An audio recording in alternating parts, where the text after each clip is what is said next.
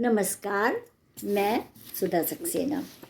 जैसा कि हम सब जानते हैं कि हम सब ने बचपन से अपने बड़े बूढ़ों से, पुरोहितों से, पंडितों से, ग्रंथों में ये पढ़ा है, ये सुना है कि यदि हम अच्छे काम करेंगे तो हमें स्वर्ग की प्राप्ति होगी और यदि हम बुरे काम करेंगे तो हमें नरक की प्राप्ति होगी। लेकिन स्वर्ग और नरक क्या है? आइए आज इसी विषय पर हम सब थोड़ी चर्चा करते हैं। जीवों में एकमात्र मनुष्य ही है जो स्वर्ग नरक की धारणाओं से बंधा हुआ है। धर्म ग्रंथों से लेकर के सत्संगों तक यह कहा जाता है कि अच्छे काम करने चाहिए ताकि स्वर्ग मिले और खराब काम करने पर नरक मिलता है।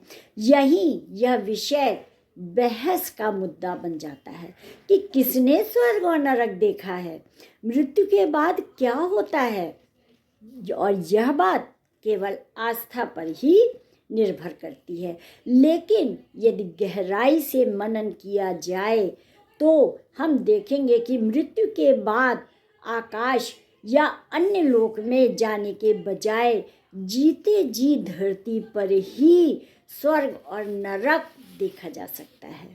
यह मृत्यु के दिन ही नहीं बल्कि हर घड़ी कोई इसे देख सकता है। जैसे प्रथम दृष्टया स्वर्ग को क्रमशः सकारात्मक एवं नरक को नकारात्मक की छाया की प्रति मान करके आप चिंतन करिए या चिंतन करना चाहिए।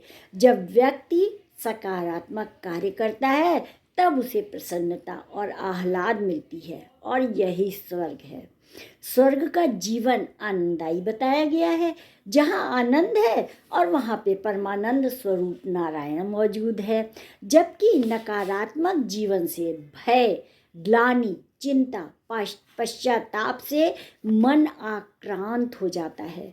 हर पल अज्ञात भय बेचैन किए रहता है, क्योंकि नकारात्मक कार्य करने की प्रवृत्ति से ही नकारात्मक कार्य की जो प्रवृत्ति है वो दुनिया भले ही ना जाने, दुनिया भले ही उसे ना समझे, लेकिन मन ही मन व्यक्ति स्वयं में परेशान होता है, स्वयं में दुखी होता है, स्वयं में चिंतित होता है और वही चिंता उसके लिए नरक बन जाती है। वह स्वयं में परेशान होता है और दुखी होता है।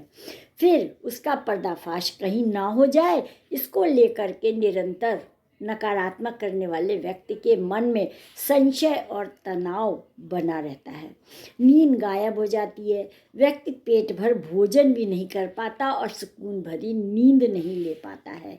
व्यक्ति को जब इस प्रकार से रहता है तो क्या होता है, वह स्वयं दुखी होता है, वो नरक से कम नहीं है। और यदि वह सहज भाव से रहता है तो वो सुखी रहता है, आराम से सोता है, भरपेट खाना खाता है और इस प्रकार से वह आनंद की प्राप्ति करता है।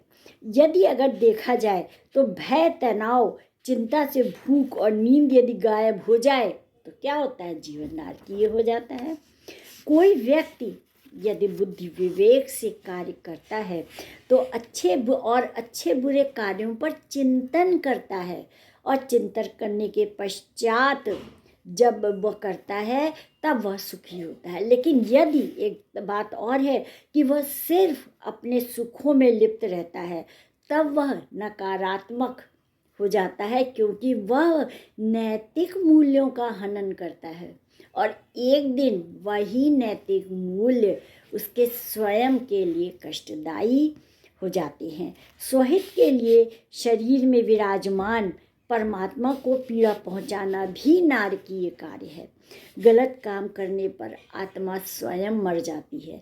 अर्थात कि निश्चित रूप से आप ये बात समझिए कि किसी को ना पता चले लेकिन स्वयं को पता होता है कि हमने कहाँ गलत कार्य किया है, और वह गलत कार्य जो व्यक्ति करता है वो स्वयं को ही कष्ट देता है, क्योंकि वह एकांत में अकेले में भूल नहीं पाता और उसे एहसास होता है कि मैंने गलत कार्य किया है, और इसी को बार बार मरना कहते हैं। इसीलिए स्वयं स्वर्ग और नरक मृत्यु के बाद नहीं वरन जीवन में ही प्राप्त हो जाते हैं और हर व्यक्ति के सामने आकर के स्वर्ग और नरक खड़े हो जाते हैं। जो स्वर्ग को चाहते हैं वे सकारात्मक कार्य करते हैं और जो लोग नरक के प्रेमी हैं वो नकारात्मक मार्ग पर बढ़ जाते हैं। इसीलिए सकारात्मक ढंग से स्वर्ग को मानना चाहिए। सकारात्मक ढंग से कार्य करने से स्वर्ग की प्राप्ति होती है। विवेकपूर्ण ढंग से इस बात को समझना चाहिए और यही स्वर्ग और नरक है। जब हम नकारात्मक कार्य करते हैं तो हम स्वयं को शारीरिक और मानसिक रूप से तनावग्रस्त कर देते हैं और वही नरक है। तो आज इतना ही। आप सब ने मेरे चैनल को लाइक और सब्सक्राइब किया, उसके लिए आप सबका अतिशय धन्यवाद। नमस्कार।